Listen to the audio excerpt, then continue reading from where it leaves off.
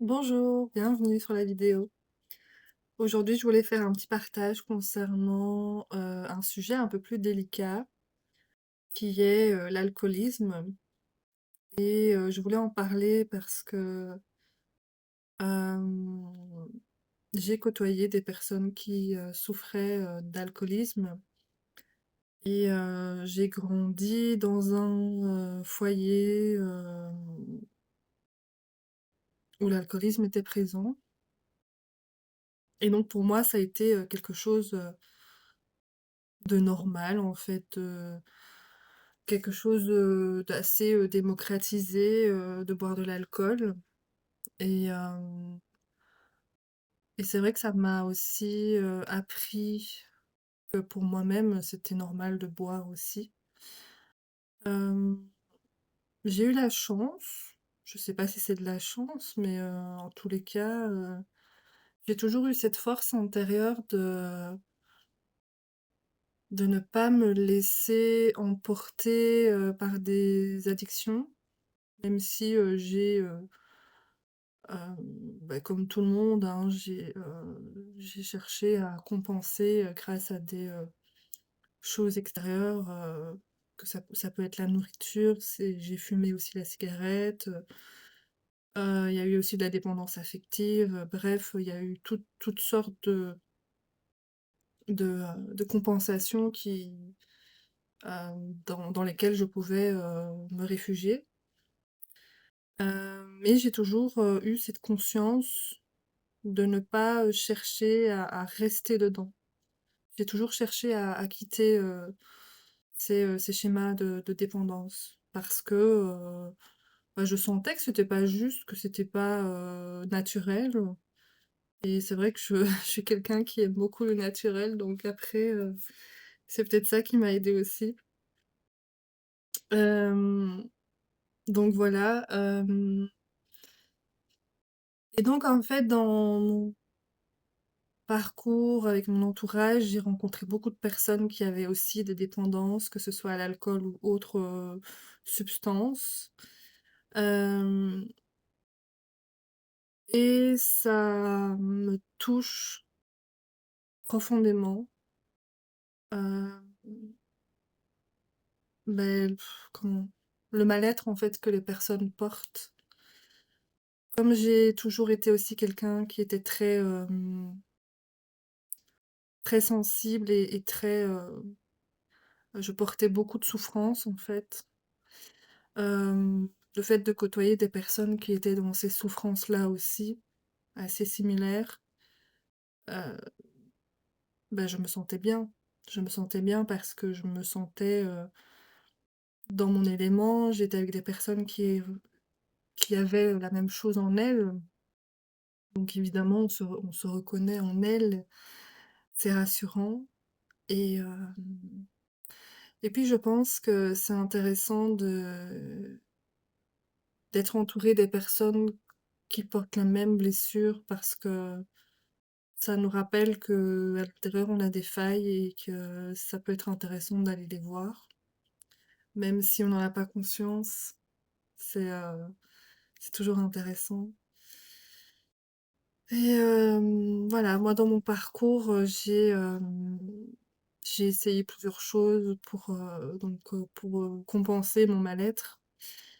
C'est compenser le mal-être, mais c'est aussi compenser, le système nerveux qui n'est pas, bien régulé et donc on se sent en fait, toujours, un peu en hypervigilance ou, en stress continu ou, voilà, ce schéma, un peu, classique. On se rend pas compte qu'on est dans ce schéma-là, mais énormément de personnes le sont et c'est, pas forcément, on ne le ressent pas, quand on ne sait pas la différence, on ne sait pas qu'on est dans cet état-là, en fait. Donc moi, je ne le savais pas non plus jusqu'à ce que je commence des séances qui me permettent, de m'alléger, de me détendre complètement et là, je me suis dit: «Oh waouh, il y a vraiment, un autre, état d'être qui est possible dans le corps» et donc une fois qu'on essaye et qu'on se sent vraiment détendu, on a envie, en fait, d'y retourner. Finalement, ça devient une drogue, mais c'est pas une drogue, c'est justement rechercher l'état d'être, initial et bah, celui qui est positif et naturel pour soi, en fait. Quand on est dans la détente, c'est comme ça qu'on est censé être. Hem, donc voilà, moi ça a été mon petit parcours et c'est vrai que, par exemple, avec l'alcool, il y a eu des moments de ma vie où je me suis, laissée un peu, emporter, dans le sens où je sentais qu'intérieurement ça n'allait pas du tout et donc je buvais pour me sentir, en fait, je sais pas trop, je cherchais à en fait, je suivais ce que je ressentais et je ressentais beaucoup de d'agitation à l'intérieur de moi, comme un peu, de la frustration, de la colère, quelque chose en fait d'assez, pas violent, mais presque et je ne savais pas quoi en faire, je ne savais pas ce que c'était non plus. Je ne savais pas mettre des mots là-dessus. Je savais que c'était quelque chose de douloureux et le fait de boire me faisait du bien. Donc au début, c'est vrai que l'alcool, ça vient, inhiber, la hem, les émotions, en fait. Ça vient un peu, casser cet état d'urgence dans lequel on se sent. C'est pour ça qu'on parle de compulsion. C'est vraiment un état d'urgence dans lequel on est et l'alcool permet vraiment de casser cette sensation-là et on se sent, très vite, apaisé et un peu, plus dans la légèreté, dans la joie et cetera. Sauf que ça dure pas dans le temps. Donc après chacun aussi est différent donc puis ça dépend des jours, ça dépend, de ce que l'on vit et cetera. Mais au final, l'alcool au début ça aide à se soulager sur le moment et ensuite, heu, il y a des choses qui ressortent, on se sent à nouveau pas bien et c'est même pire ensuite et puis ça devient un cercle vicieux. Alors moi, dans mon j'avais la chance de ne pas avoir besoin d'en boire régulièrement, c'était une fois de temps en temps, peut-être une fois par semaine. Hem et du coup, c'est vrai que quand je buvais de l'alcool, je me sentais bien et puis, je faisais des choses que je ne faisais pas, comme par exemple dessiner ou, j'écoutais de la musique, je dansais, j'adorais. En fait, c'était toutes des choses que je n'osais pas faire ou que je ne pensais pas faire ou que je n'avais pas l'énergie de faire. Voilà, donc à ce moment-là, je me sentais pas bien du tout. Donc en fait, l'alcool venait me m'ouvrir à d'autres choses, dans lesquelles j'étais bloquée et que je ne m'autorisais pas à faire et aussi, l'alcool me permettait, même de pleurer ou heu, de sortir aussi de la colère, voilà, donc en fait, je passais par des états différents sur une même soirée et ça a fait partie un peu de ma thérapie aussi, d'une certaine manière et je me suis autorisée à faire, je me suis autorisée à passer ces moments-là parce que j'ai compris aussi que pour arrêter de boire de l'alcool, c'est pas en s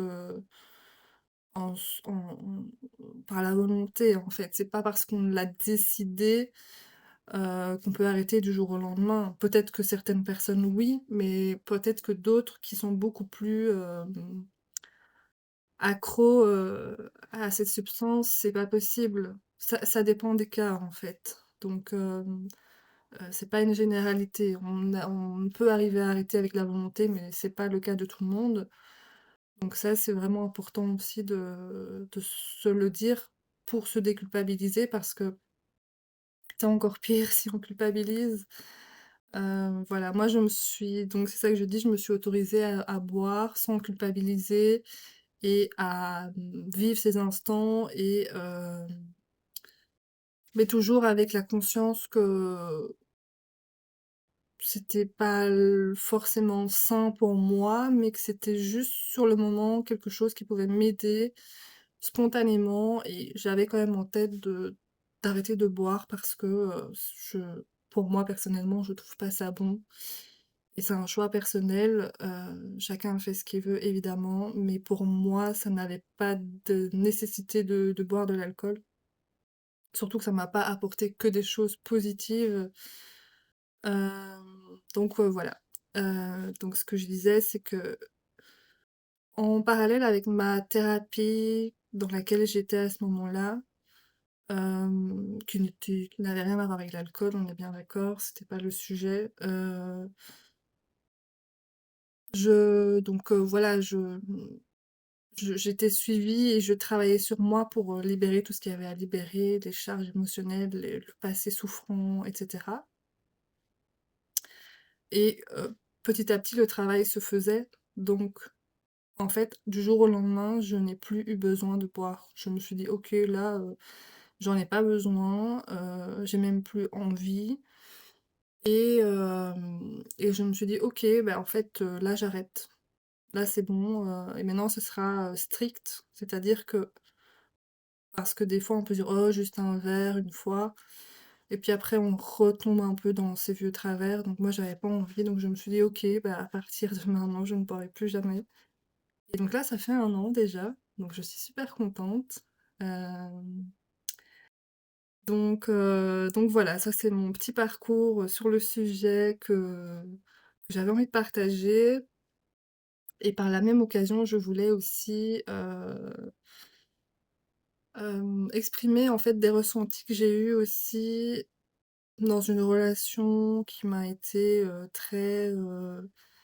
c'était une belle relation d'amour, mais la personne était justement alcoolique. Et ça a été très compliqué pour lui comme pour moi, mais ça a été aussi une belle histoire pour moi malgré tout, parce que c'était quelqu'un de bien, enfin c'est toujours quelqu'un de bien. Hem, mais c'est vrai que sa problématique était, au centre de tout et du coup, c'est vrai que, j'ai pu, longuement, réfléchir, analyser et comprendre et faire un peu, mes conclusions sur ce qui se passe quand on est, vraiment alcoolique.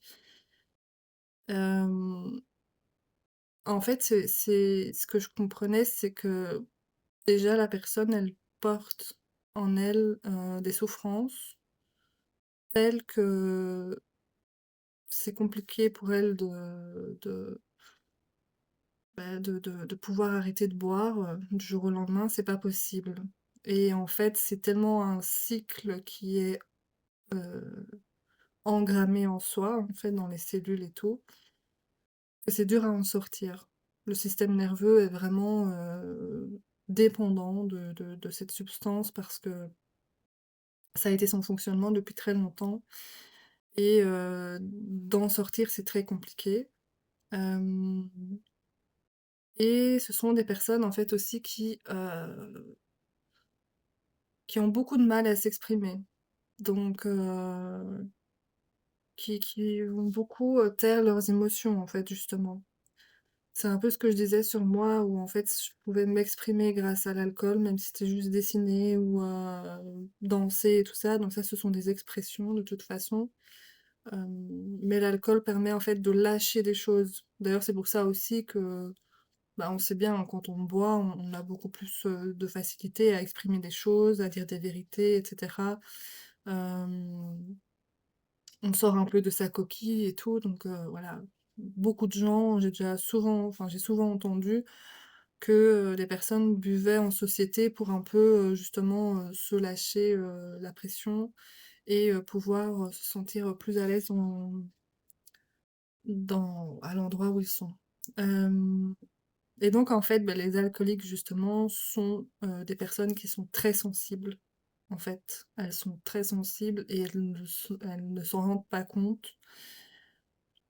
Et qui dit sensible dit vulnérable aussi, donc en fait, c'est vraiment des personnes qui portent une souffrance, très grande, qui n'a pas été exprimée et dont ils n'ont même pas conscience. Enfin, peut-être que si, ils en ont conscience, mais c'est pas, compris, intégré, voilà, c'est toujours, refoulé, en fait. Donc ça peut être des choses, graves et enfin, en général, c'est quand même grave, oui, et ce sont des choses qui, pour eux paraissent normales, Ce sont des personnes, en fait, qui acceptent aussi des choses à contre-cœur et des situations et des schémas, relationnels, compliqués, voire toxiques et ce sont des personnes qui, du coup, ne prennent pas trop position non plus. Donc voilà, ce sont vraiment des personnes qui se coupent d'elles-mêmes et de leurs ressentis et donc c'est pour ça aussi l'alcool, ça permet, vraiment de vraiment couper encore plus, les émotions, les ressentis, et de se sentir un peu flotté comme ça leur fait du bien. Hem, je sais plus, et donc oui, ce qui est essentiel en fait pour, des personnes qui veulent s'en sortir de l'alcoolisme, c'est, bah, déjà c'est d'avoir un suivi, on est bien d'accord. Maintenant il y a plus de possibilités aussi, plus de spécialistes pour aider, les personnes. Il y a pas que la psychologie ou la psychiatrie. Il y a d'autres techniques, justement, bah, en soins énergétiques, ce que je fais, c'est très aidant. Justement, beh, dans ma relation, je faisais des soins et ça l'aidait beaucoup aussi à se soulager et à du coup, à moins boire aussi, en fait, donc ça aide vraiment. Après ça se fait pas, du jour au lendemain. Si on veut vraiment, une grande amélioration, il faut quand même, du temps. Il faut, aller petit à petit. Et l'idée, c'est d'aller à un moment donné, retrouver la racine de pourquoi on se sent autant mal, en fait. Très souvent, c'est aussi, en lien avec, des rejets, de l'abandon. Donc, le fait de pas s'être senti, accepté peut-être dans la famille ou d'avoir vécu, des tragédies dans l'enfance, quoi. Des fois, on vit des choses, très compliquées. Des séparations avec les parents, par exemple, ça c'est quelque chose qui est très souvent, repris dans les personnes qui sont, dans des cas d'alcoolisme. Et beaucoup, beaucoup de honte aussi. La culpabilité, la honte, ça c'est, vraiment, très commun aussi dans les cas d'alcoolisme. Hem Donc il y a moyen d'aller chercher, ces parts souffrantes en soi et de les libérer. Moi, c'est ce que je fais dans mes séances, c'est qu'on vient chercher des souvenirs qui sont douloureux, et je viens, faire ressentir le corps, en fait, justement. Et justement, c'est un peu la grande, le grand, obstacle, de l'alcoolisme, c'est, justement de pas ressentir son corps et de pas aller, chercher des parts souffrantes. Donc c'est vraiment l'opposé de ce que la personne veut faire, mais c'est en fait la seule voie, possible parce que, si on laisse, la part souffrante à l'intérieur de soi, on n'arrivera pas à une évolution, en fait. On peut s'apaiser peut-être un peu, un certain temps, mais ça reviendra toujours. Donc voilà,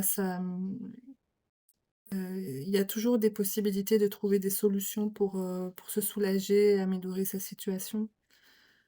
Hem et donc comme je disais, ce qui est essentiel, c'est vraiment de revenir dans les sensations corporelles et donc une personne peut aussi se tourner, vers, des soins de type, shiatsu par exemple ou même sophrologie, voilà, tout ce qui a trait au corps aussi, la réflexologie plantaire, ça aide aussi énormément.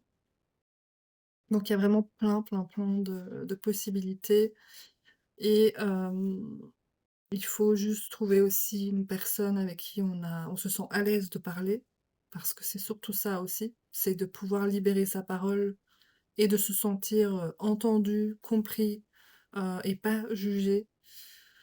Donc ça, c'est essentiel aussi, il faut vraiment trouver le spécialiste qui nous correspond et ne pas, hésiter à en changer si ça ne va pas. On ne peut pas plaire à tout le monde, donc c'est la même chose quand on veut un suivi avec quelqu'un, il faut aller vers la personne qui nous correspond le mieux. Hem, donc voilà. J'espère que ce petit partage vous aura plu. Si c'est le cas, n'hésitez pas à mettre un commentaire en dessous et si ça vous plaît d'avoir, d'autres informations, sur d'autres sujets, n'hésitez pas aussi à me partager en commentaire pour que je puisse avoir des idées en plus et n'hésitez pas aussi à vous abonner à la chaîne, ça fait, vivre la chaîne évidemment et donc ça peut m'encourager à continuer aussi.